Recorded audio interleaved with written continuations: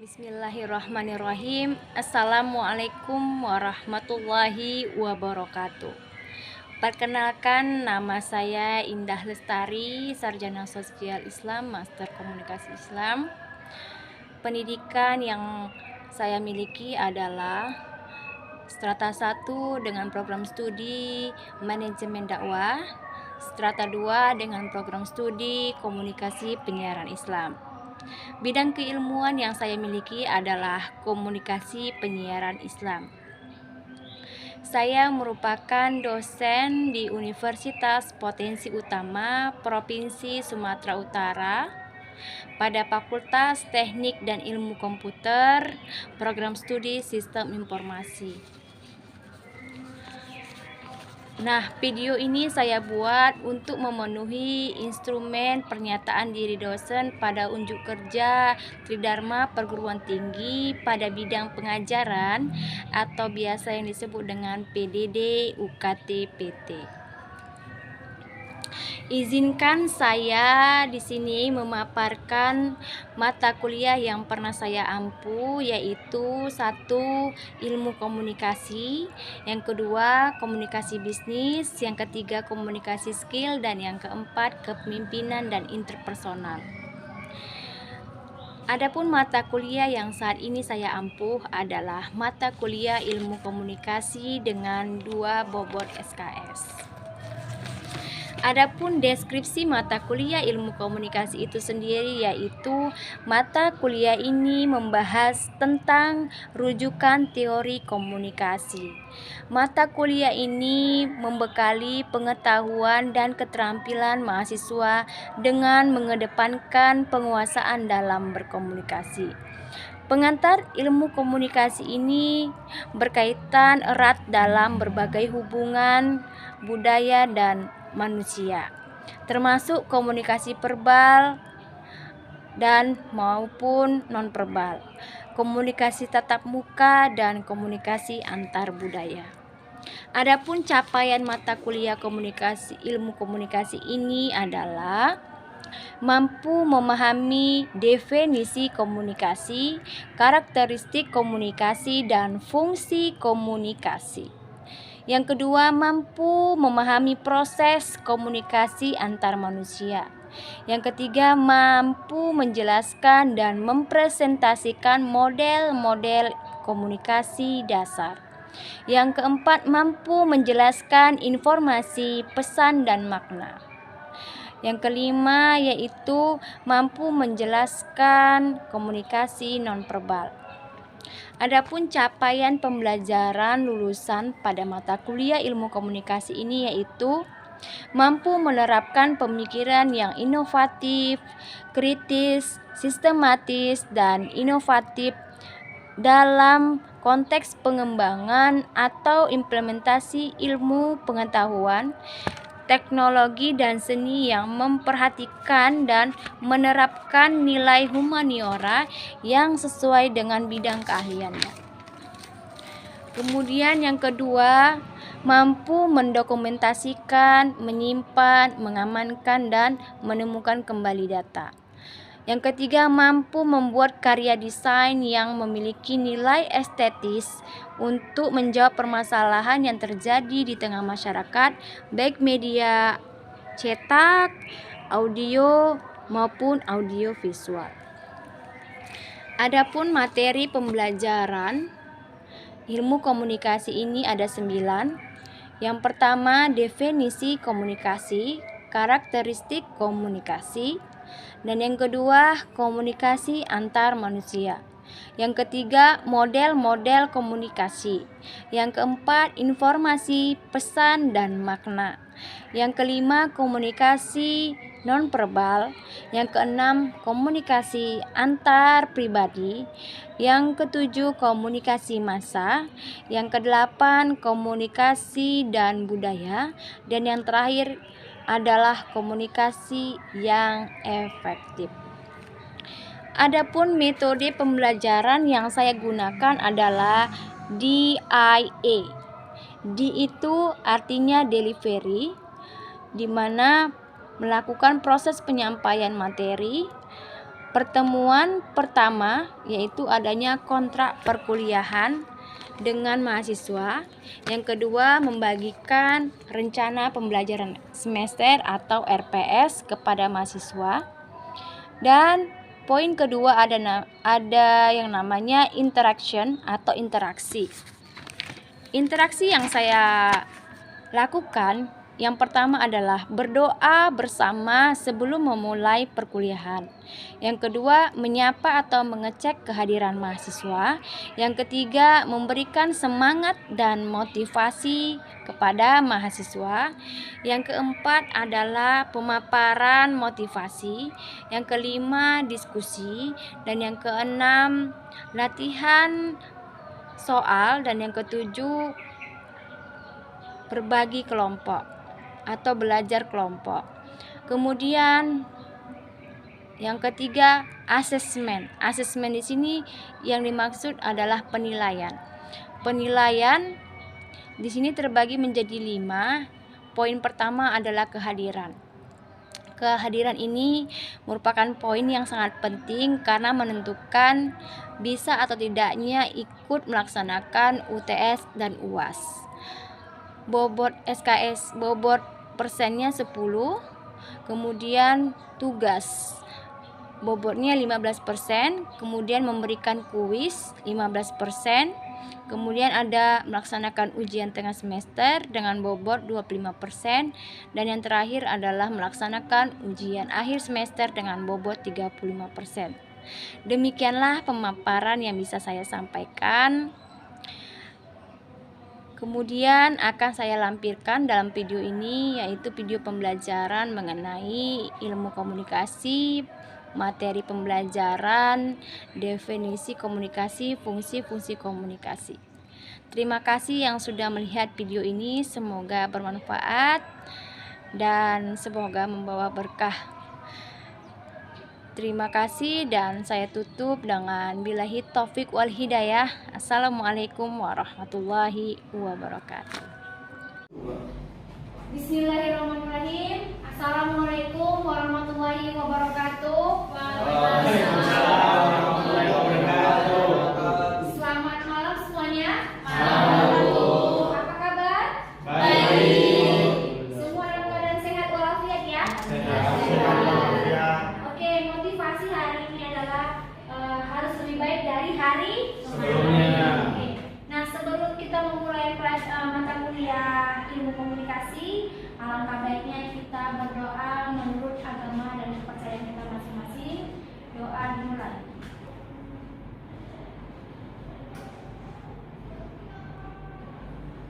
Doa selesai. Nah, untuk kehadiran nanti saya cek di akhir perkuliahan ya.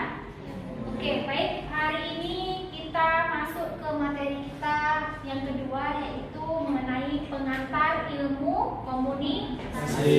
Oke, oleh saya Indah Lestari, Master Komunikasi Islam. Baik, kita mulai saja. Apa itu komunikasi? Ada yang pernah dengar? Apa itu komunikasi?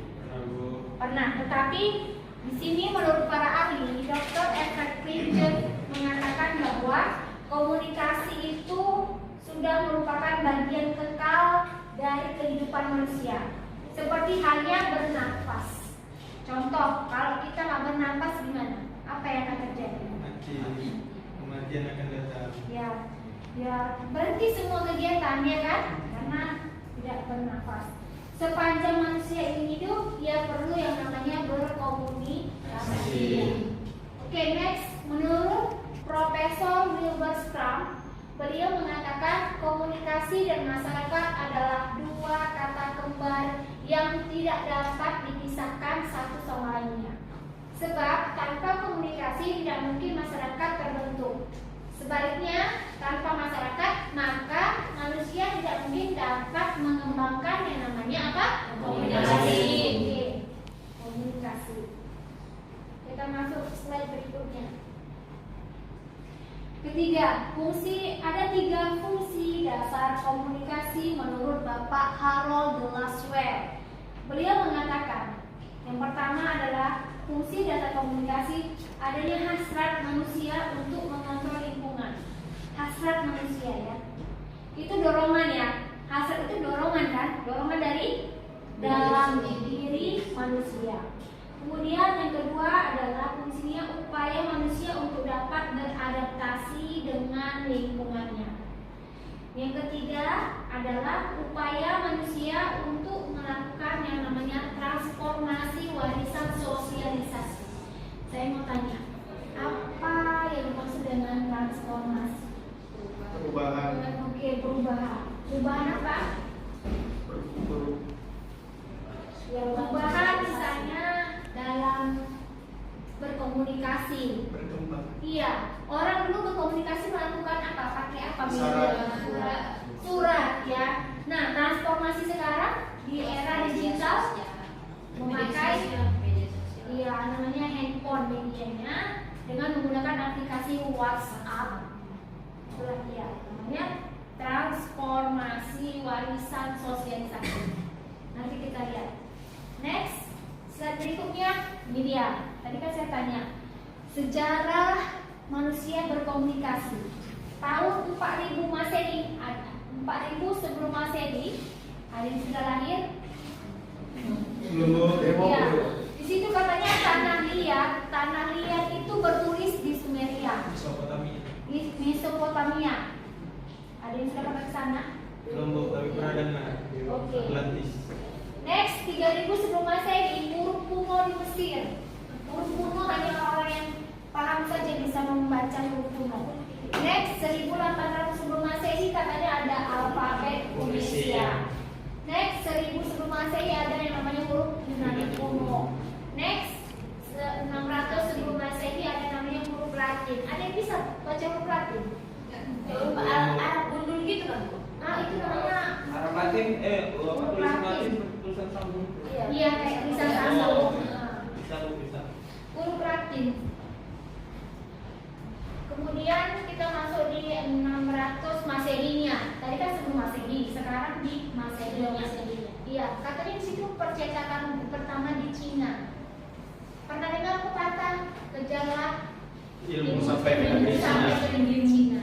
Ini masih di Medan. Masih jauh berarti. Banyak orang Cina yang berdagang di kota Medan. Next, 676 Masehi ternyata pemakaian tinta dan kertas di Persia. Ternyata dulu orang pakai tintanya pun tintanya beda ya dengan tinta sekarang. Ada Medianya tintanya. juga beda. Ya, Medianya juga beda. medianya juga berbeda. Next, 1200 Masehi katanya pemakaian tinta juga dan kertas di Eropa. Next, kita percepat lagi masuk ke 1562. 1562 di situ ada surat kabar pertama ya. Surat kabar pertama terbit berkala di mana? Italia.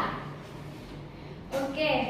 Kemudian next aja karena ini banyak, saya ambil aja langsung ke 1927 TV hitam putih di mana?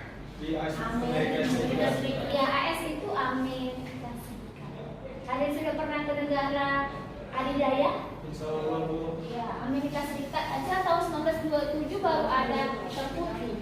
Kita lahir di tahun berapa? 2001. 2001 ternyata. Next, kita di 19. Saya masuk aja langsung ke 1985. Situ ada katanya telekonferensi, telepon video, magazine, majalah dan komunikasi. Tahun 90 mungkin sudah ada yang lahir? Belum. Dan saya lahir di 89 dan di tahun 1990 baru ada namanya telepon seluler dan jaringan internet. Tahun 90 kakak. Ini tahun 90 sudah ada yang memegang handphone. Tahun berapa Anda memakai yang namanya teknologi informasi yaitu HP? SD kelas 6 SMP itu udah luar biasa. SMP. Kamu? SMP ya? Ada SMP. SD kelas 6 ya. Tahun berapa masih ingat? 2015. Kalian mau tanya?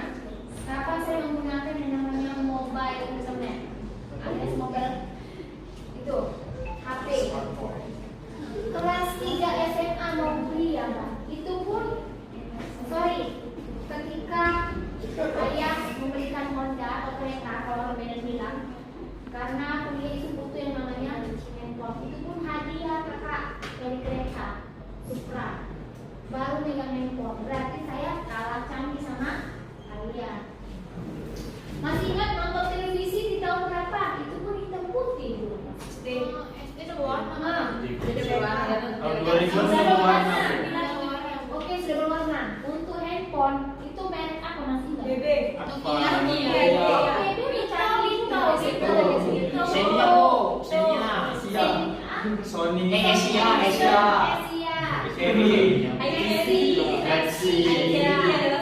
Oh, di zaman-zaman itu Anda. Oh, kalau BlackBerry Messenger atau BBM tahun berapa? SMP.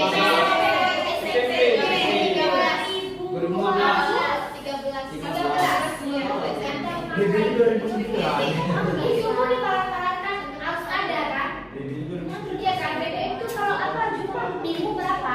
Ya gitu kan? Jadi kalau nggak punya HP BBM, BlackBerry kan agak-agak gengsi gitu ya. Iya. Pinmu berapa? Download BBM. Download ini aplikasi ya. Jadi di tahun berapa BBM? 2000. Kalau HP BlackBerry-nya 2013 sudah ada. Udah ada. Tapi kalau aplikasi yang buat Android-nya kayaknya itu tahun 2016 ke atas. Oke, untuk saat sekarang ini BB sudah nggak ada lagi. Untuk perusahaan. Tutup perusahaan, belum dikatakan masuk ke aplikasi WhatsApp. Jadi lebih mana? Lebih enak pakai BB atau WhatsApp? Ya, karena bisa mengirim dokumen, foto, video, Bisa cuma Kan fiturnya bisa juga. Karena kan zaman-zaman itu udah zaman canggih juga waktu itu zaman BlackBerry. Kalau sekarang kita sekarang ya jauh lah. Zaman kan makin berkembang. Oke, kalau gitu kita masuk lagi ke materi ya. Berarti kalian sudah lahir di zaman milenial 2000. Tahun berapa lahir? 2001. Oke, berarti Anda adalah orang penikmat teknologi informasi yang sudah mulai canggih. Next, kita masuk ke pengertian komunikasi juga. Ini menurut Bapak definisi menurut para ahli, katanya Everett M. Rogers mengatakan bahwa komunikasi adalah proses di mana suatu ide dialihkan dari sumber kepada satu penerima atau lebih dengan maksud untuk mengubah apa? Komunikasi ya. Iya, jadi kalau Anda pernah belajar ilmu komunikasi, berarti Anda pernah mendengar yang namanya Bapak Everett M. Rogers. Pernah dengar Bapak ini belum sebelumnya? Iya. Oke, next. Di sini ada prinsip komunikasi. Prinsip komunikasi ternyata di situ ada 1, 2, 3, 4 dan ada 4 poin. Katanya komunikasi hanya bisa terjadi bila terdapat pertukaran pengalaman yang sama antara pihak-pihak dalam proses komunikasi. Komunikasi ya. Oke, kemudian yang kedua, jika daerah tumpang tindih menyebar menutupi lingkaran A atau B menuju terbentuknya satu lingkaran yang sama, makin besar kemungkinan ya tercipta suatu proses komunikasi yang mengena atau efektif. Nah, yang ketiga, tetapi kalau daerah tumpang tindih ini makin mengecil dan menjauhi sentuhan kedua lingkungan atau cenderung mengisolasi lingkungan masing-masing, komunikasi yang terjadi sangat terbatas. Anda lihat ya. Ada berapa prinsip komunikasi? 4. Oke, next kita masuk ke prinsip komunikasi. Bisa dilihat ini diagram.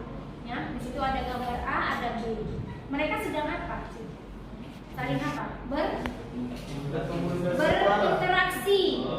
Iya, berinteraksi. Next. Untuk lebih jelasnya masuk kepada unsur-unsur komunikasi. Ada unsur-unsur komunikasi ya. Ada berapa di situ? Bisa disebutkan? Yang pertama ada sosial, ada sumber, pesan, ada pesan, media,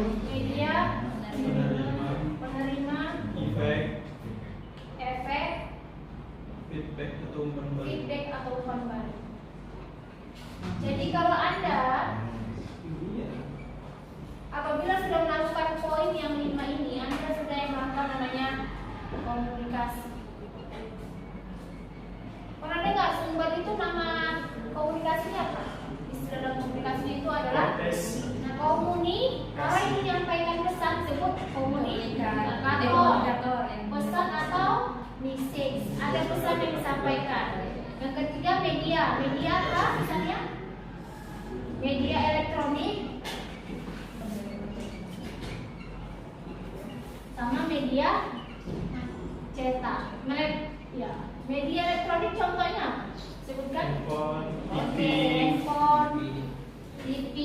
Radio. Nah, media cetak, Koran. majalah, sama artikel, jurnal, ya.